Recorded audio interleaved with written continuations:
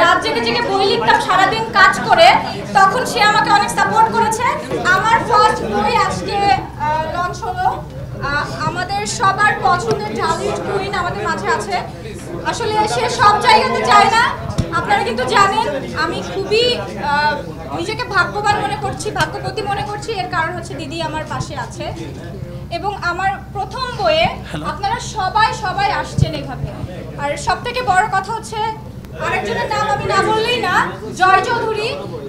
আমি আসলে ওনাকে ভাইয়া, কিন্তু আমার কাছে তিনি আমার ভাইয়ের মতো, বড় ভাইয়ের মতো। কারণ এই পুরো জার্নিতে সে আমাকে অনেক হেল্প করেছে।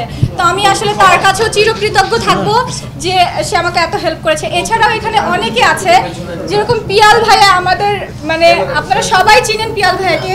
তিনি একজন স্টাইলিস্ট এবং বাংলাদেশের সবচেয়ে বড় বড় প্রোগ্রামগুলো কিন্তু তার হাত দিয়ে হয়, এবং সে একজন ফ্যাশন ডিজাইনার।